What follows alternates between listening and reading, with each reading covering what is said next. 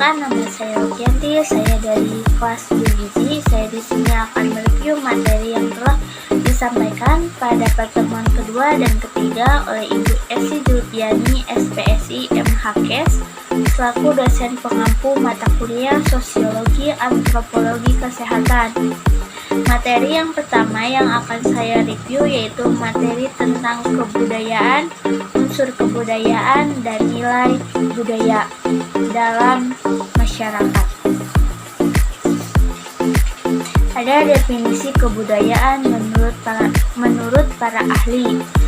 Yang pertama, menurut E.B. Taylor, kebudayaan adalah kompleks yang mencakup pengetahuan, kepercayaan, kesenian, moral, hukum, adat istiadat, dan lain kemampuan-kemampuan serta kebiasaan-kebiasaan yang didapatkan oleh manusia sebagai anggota masyarakat. Yang kedua, menurut Selo, Soemarjan, dan Soemardi, kebudayaan semua hasil karya, rasa, dan cipta masyarakat. Karya masyarakat menghasilkan teknologi dan kebudayaan kebendaan atau kebudayaan jasmania atau material kultur yang diperlukan oleh manusia untuk menguasai alam sekitarnya agar kekuatan serta hasilnya dapat diabadikan untuk keperluan masyarakat. Yang ketiga, menurut ilmu antropologi, kebudayaan adalah keseluruhan sistem gagasan, tindakan, dan hasil karya manusia dalam kehidupan masyarakat yang dijadikan milik diri manusia dengan belajar. Kebudayaan dan tindakan kebudayaan itu adalah segala tindakan yang harus dibiasakan oleh manusia dengan belajar atau learned behavior. Ada pula 3 wujud kebudayaan menurut J.J. Honigman dalam buku antropologi berjudul The World of Man, membedakan adanya 3 gejala kebudayaan, yaitu ide, activities, artifact. Kebudayaan ada 3 wujudnya, yaitu pertama, wujud kebudayaan sebagai suatu kompleks dari ide, gagasan, nilai norma, peraturan, dan sebagainya. Yang kedua, wujud kebudayaan, suatu kompleks aktivitas serta tindakan berpola dari manusia dalam masyarakat. Yang ketiga, wujud kebudayaan sebagai benda-benda hasil karya manusia. Selanjutnya ada unsur kebudayaan. Ada beberapa unsur kebudayaan menurut para ahli. Yang pertama, menurut Melville J. Jacobin, mengajukan 4 unsur pokok kebudayaan, yaitu pertama, alat-alat teknologi, yang kedua, sistem ekonomi, yang ketiga, keluarga, yang keempat, kekuasaan politik. Menurut Bronislaw Malinowski, mengajukan 4 unsur pokok kebudayaan, yaitu pertama, sistem norma yang memungkinkan kerjasama antara para anggota masyarakat di dalam upaya menguasai alam sekelilingnya. Yang kedua, organisasi ekonomi. Yang ketiga, alat-alat dan lembaga atau petugas pendidikan. Perlu diingat bahwa keluarga merupakan lembaga pendidikan yang utama. Yang keempat, organisasi kekuatan. Selanjutnya ada menurut Lookhorn 7 unsur kebudayaan yang dianggap sebagai kultur universal, yaitu pertama, peralatan dan perlengkapan hidup manusia seperti pakaian, perumahan, alat-alat rumah tangga, senjata, alat-alat produksi, transport, dan lain-lain. Kedua, mata pencaharian hidup dan sistem-sistem ekonomi seperti pertanian, peternakan, sistem produksi, sistem distribusi, dan lain-lain. Yang ketiga, sistem kemasyarakatan seperti sistem kekerabatan, organisasi politik, sistem hukum, sistem perkawinan. Yang keempat, bahasa seperti lisan maupun tulisan. Kelima, kesenian seperti seni rupa, seni suara, seni gerak. Keenam, sistem pengetahuan. Ketujuh, religi. Selanjutnya, nilai kebudayaan. Inti kebudayaan setiap masyarakat adalah sistem nilai yang dianut oleh masyarakat pendukung kebudayaan bersangkutan. Sistem nilai tersebut mencangkup konsepsi-konsepsi abstrak tentang apa yang dianggap buruk sehingga harus dihindari dan apa yang dianggap baik sehingga harus selalu dianuti. Dengan demikian, dikenal pembedaan antara nilai-nilai yang positif dengan nilai-nilai yang negatif.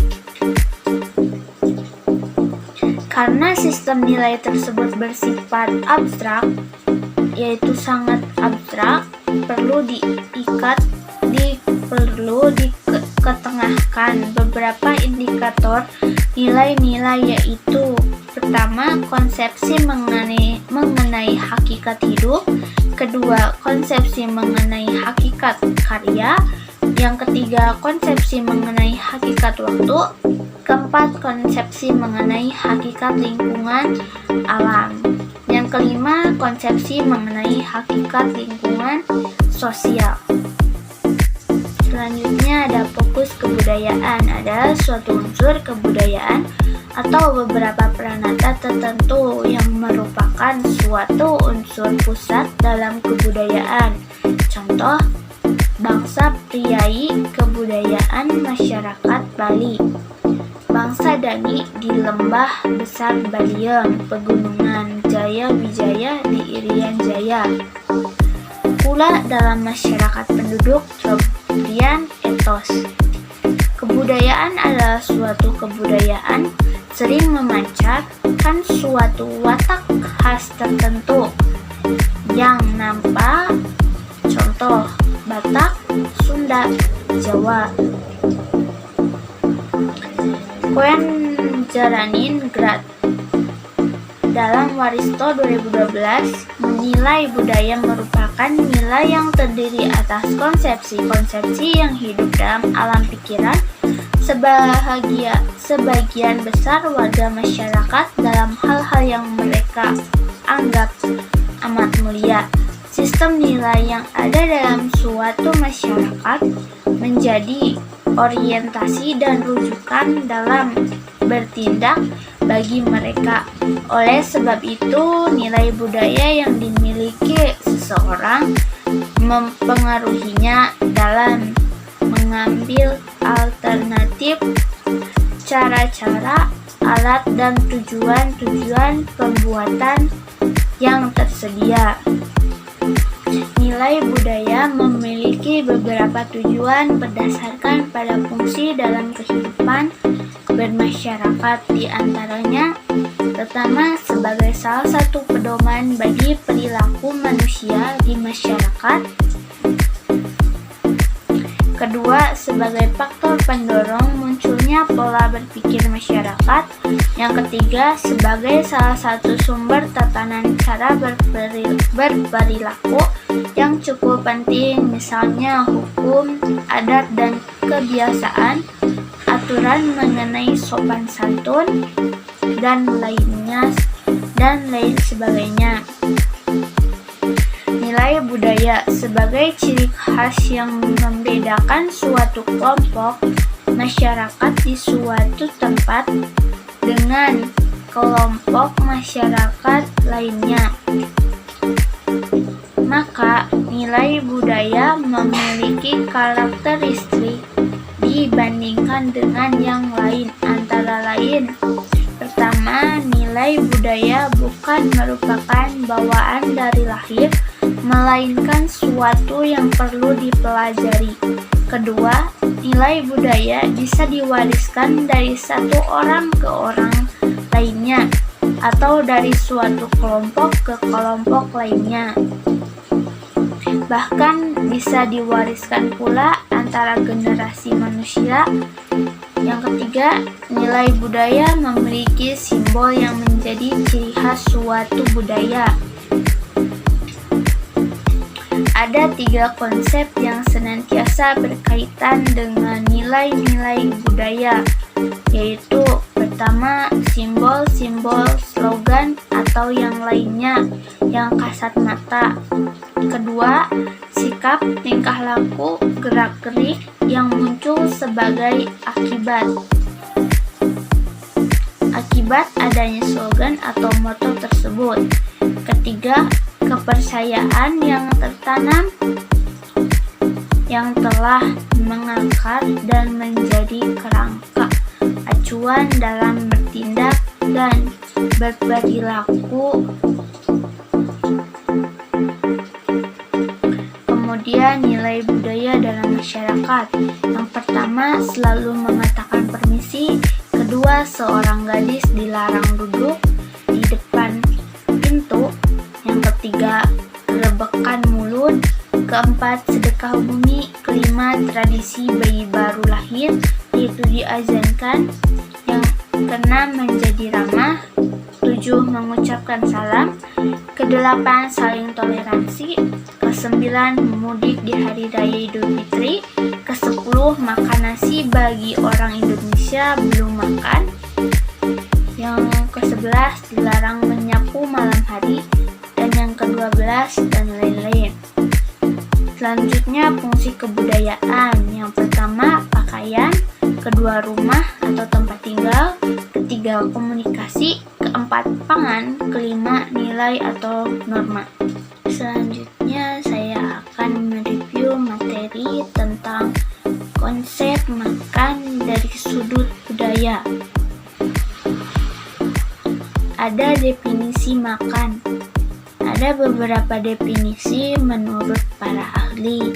Yang pertama, menurut Zainab Al-Ghazali, makan adalah ibadah.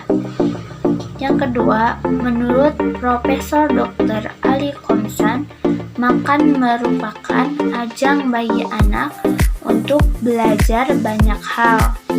Yang ketiga, menurut Agung Budi Sarjono, makan merupakan kegiatan menikmati hasil masakan.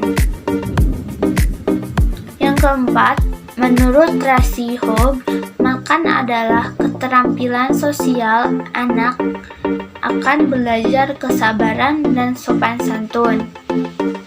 Kemudian ada pola makan. Pola makan adalah suatu cara atau usaha dalam pengaturan jumlah dan jenis makanan dengan informasi gambaran, dengan meliputi mempertahankan kesehatan, status nutrisi, mencegah atau membantu kesembuhan penyakit. Selanjutnya ada menurut Hanjani, pola makan adalah tingkah laku manusia atau sekelompok manusia dalam memenuhi makanan yang meliputi sikap, kepercayaan, dan pilihan makanan. Sedangkan menurut Suharjo, pola makan diartikan sebagai cara seseorang atau sekelompok orang untuk memilih makanan dan mengkonsumsi makanan terhadap pengaruh fisiologis, psikologis, budaya, dan sosial. Pola makan didefinisikan sebagai karakteristik dari kegiatan yang berulang kali makan individu atau setiap orang makan dalam memenuhi kebutuhan makanan.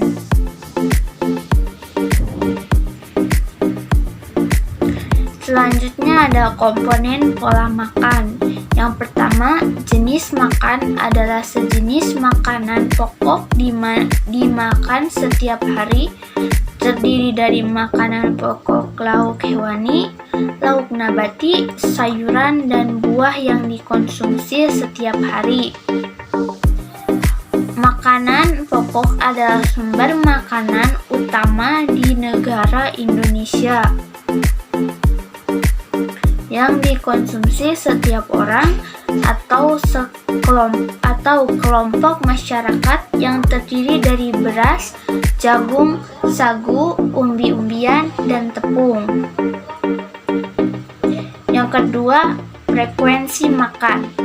Frekuensi makan adalah beberapa kali makan dalam sehari, meliputi makan pagi, makan siang, makan malam, dan makan selingan. 3. Jumlah makan. Jumlah makan adalah banyaknya makanan yang dimakan dalam setiap orang atau setiap individu dalam kelompok. Selanjutnya, faktor yang mempengaruhi pola makan. Pertama, faktor ekonomi. Pemilihan suatu bahan makanan lebih didasarkan dalam pertimbangan selera dibandingkan aspek gizi. Kecenderungan untuk mengkonsumsi makanan impor. Yang kedua, faktor sosio-budaya. Dalam budaya mempunyai suatu cara bentuk macam pola makan seperti dimakan, bagaimana pengolahannya, persiapan, dan penyajian. Ketiga, faktor agama. Suatu cara makan dengan diawali berdoa sebelum makan, dengan diawali makan menggunakan tangan kanan. Yang keempat, pendidikan. Pendidikan satu pengetahuan yang dipelajari dengan berpengaruh terhadap pemilihan bahan makanan dan penentuan kebutuhan gizi. Yang kelima, lingkungan. Berpengaruh terhadap pembentuk perilaku makan berupa lingkungan keluarga melalui adanya promosi, media elektronik, dan media cetak. 6. Kebiasaan makan. Kebiasaan makan ialah suatu cara seseorang yang mempunyai keterbiasaan makan dalam jumlah 3 kali makan dengan frekuensi dan jenis makanan yang dimakan. Suatu penduduk mempunyai kebiasaan makan dalam 3 kali sehari adalah kebiasaan makan dalam setiap waktu. Ada faktor yang mempengaruhi kebutuhan gizi. Kebutuhan gizi setiap golongan umur dapat dilihat pada angka kecukupan gizi yang dianjurkan AKG yang berdasarkan umur, pekerjaan, jenis kelamin, dan kondisi tempat tinggal. Pola makan seimbang. Pola makan seimbang adalah suatu cara pengaturan jumlah dan jenis makan dalam bentuk susunan makanan sehari-hari yang mengandung zat gizi yang terdiri dari 6 zat, yaitu karbohidrat, protein, lemak, vitamin, mineral, dan air, dan keanekaragaman makanan. Kemudian ada pengaruh budaya terhadap pola makan. Konsumsi makanan utama merupakan bagian paling besar dalam pola hidangan di Indonesia. Keadaan ini muncul karena adanya anggapan makanan utama merupakan makanan terpenting jika dibandingkan dengan jenis makanan lainnya. Suatu hidangan dianggap tidak akan sempurna jika tidak terdapat makanan pokok di dalamnya. Meskipun begitu, pandangan sosial budaya menganggap makanan mempunyai arti yang lebih luas daripada hanya sebagai sumber gizi. Hal ini terkait dengan adanya kepercayaan, posisi, prestis, pertemanan, serta kedamaian dalam kehidupan manusia. Kemudian ada makan sebagai simbol budaya makanan. Sebagai material budaya dapat dipahami dalam dua sisi, yaitu makanan sebagai suatu yang telah menjadi tradisi budaya dalam kehidupan sebuah masyarakat, dan makanan sebagai gaya hidup yang dijadikan sebagai suatu budaya yang dikembangkan. Apabila budaya kehidupan sifatnya diwariskan dari generasi ke generasi, maka gaya hidup sebagai budaya sifatnya dikembangkan secara kontekstual. Contohnya, masyarakat Minangkabau. Pada masyarakat Minangkabau, berbagai jenis bahan yang berasal dari alam, yaitu tumbuhan dan hewan, telah mampu diolah menjadi makanan atau berbagai jenis makanan. Apabila jenis bahan tumbuhan lebih banyak diolah menjadi jenis makanan ringan, yaitu kue dan cemilan. Sementara jenis bahan hewani lebih banyak diolah menjadi lauk pauk seperti samba. Selanjutnya, memahami budaya melalui makan. Makan merupakan kebutuhan sehari-hari manusia. Manusia tidak dapat hidup tanpa makan. Urusan makanan atau kuliner tidak sederhana. Makan bukan hanya sekedar mengenyangkan perut dan memenuhi kebutuhan, namun bisa memiliki nilai lain. Makan merupakan kebutuhan pokok manusia, namun makan bagi manusia berbeda-beda dan sangat berhubungan dengan budaya. Selanjutnya, perbedaan nilai budaya dalam makan. Makan rutin, makan besar. Setiap negara berbeda-beda. Di Indonesia, makan pagi, makan siang, makan malam, dan makan selingan. Makan besar adalah makanan pokok di Indonesia, yaitu nasi, jagung, gandum. Di orang barat, yaitu gandum. Makanan Indonesia dan Arab Saudi berbeda. Cina makan menggunakan sumpit. Yang selanjutnya, makanan dan larangan. Pandangan lain menilai makanan juga berkaitan dengan jijik atau tidak jijik. Menurut Mulyana, apakah kita akan berselera terhadap suatu jenis makanan atau akan jijik? Bergantungan pada nilai-nilai yang telah kita internalisasi, bekicot di berbagai negara termasuk Indonesia menjadi hewan yang menjijikan. Tapi di Perancis menjadi makanan mahal. Orang barat menganggap jeroan sebagai makanan anjing. Di Indonesia, jeroan dapat diolah menjadi makanan enak. Daging ular, buaya, landak, cacing bagi sebagian orang jijik, namun ada juga yang memakannya. Selanjutnya, memahami kebudayaan etnik lain melalui makanan. Makan merupakan kebutuhan pokok manusia Tanpa makan, manusia tidak akan bertahan hidup. Setiap suku, bangsa, negara memiliki kebiasaan makan yang berbeda, cara pandang, nilai, etika, dan kesopanan yang berbeda dalam makan.